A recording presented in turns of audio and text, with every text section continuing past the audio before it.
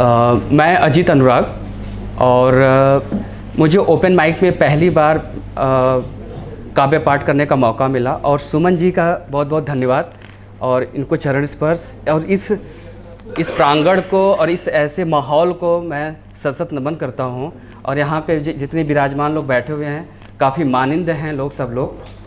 और टॉपिक तो आज मैंने बहुत सारे सुने, लेकिन मेरा टॉपिक है आत्मसंघर्ष।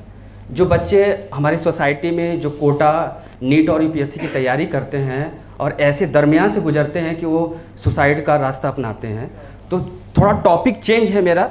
मोहब्बत, भक्ति के भाव, भक्ति की साधना से थोड़ा टॉपिक चेंज है और इस पर थोड़ा अमल करिएगा आप लोग।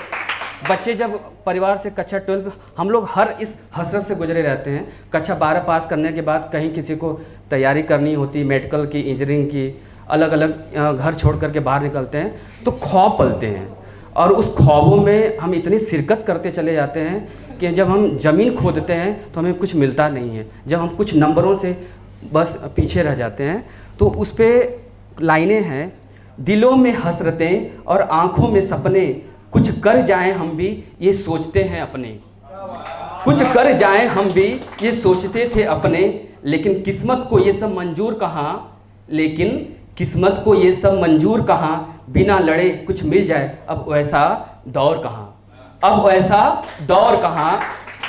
घर से निकले हम भी गए स्पर्धा नगरी, जैसे मुखर्जी नगर कोटा जैसे, जैसे मुखर्जी नगर कोटा जैसे। जब देखा तो पाया यहाँ तो हर बच्चा रोता, जब देखा तो पाया यहाँ तो हर बच्चा रोता। मुझ जैसों से भरी पड़ी थी, मुझ जैसों से भरी पड़ी थी ये दुनिया। सोचा अब तैयारी नहीं जीत पक्की अपनी, अब तैयारी नहीं जीत पक्की अपनी। क्योंकि मैं आगोश में आ चुका था, थी तैयारी वही यूपीएससी नीट कैट की, थी तैयारी वही नीट यूपीएससी कैट की। सुबह से शाम तक पढ़ा लॉ प्रॉपर्टीज एक्ट, लेकिन मुकम्मल नहीं हो पाई, फिर मैं थक के बैठ गया और मैंने ज़िंदगी को छोड़ दिया और लिखा, सॉरी पापा सॉरी मम्मा, अब नहीं हो पाएगा मुझसे। सॉरी पापा सॉरी मम्मा, अब नहीं हो पाएगा मुझसे, माफ़ करना मुझको, माफ़ करना मुझको। और ये उन बच्चों के लिए नमन करते हैं जो बच्चे अभी 1-1.5 महीने में कोटा और पूरे इंडिया में करीब 1 महीने के दरमियान 28 बच्चों ने सुसाइड किया। तो उन बच्चों को ये नमन था कि आप और ख़ासकर माँ बाप को बच्चों पे अपनी जो आपका टारगेट है उन पे थोपिए मत, और वो अपनी लाइफ को क्यूट करते हैं और वो ज़िंदगी से हार जाते हैं। तो हम चाहते हैं कि यहाँ पे बहुत सारे पेरेंट्स बैठे भी हैं और अपने बच्चों का अपना टारगेट, अपना ख्वाब उन पे न पलने दें। उनको जो चाहिए उनको आप उड़ने दीजिए पंख पसार करके।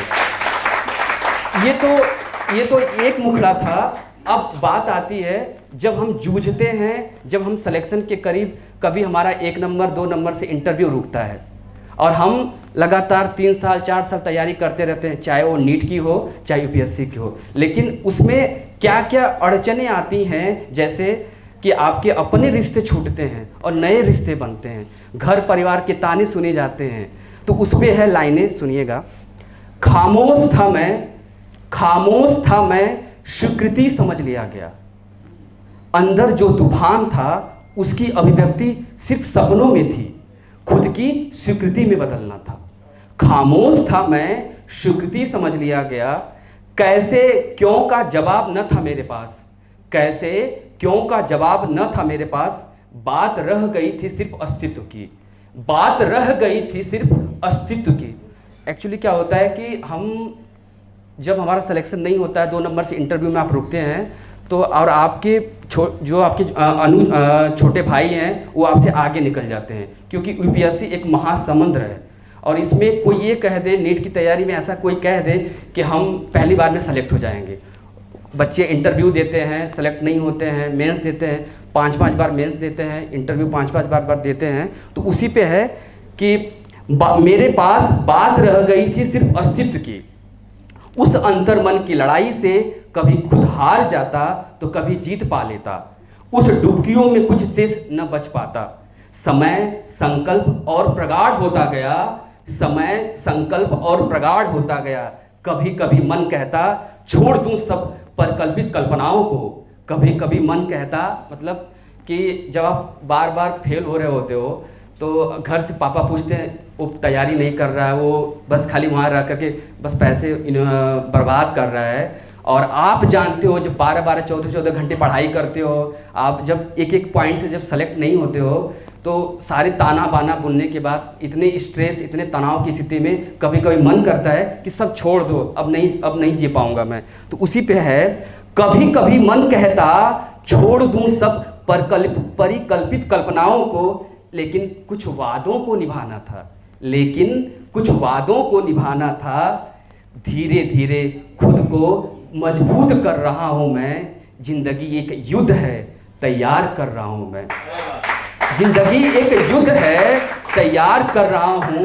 कब तक नियत के हिसाब से चलूं मैं, कब तक नियत के हिसाब से चलूं मैं। अपनी तकलीफों से, अपने संघर्षों से आंख मिला रहा हूं मैं, अपने संघर्षों से आंख मिला रहा हूं मैं।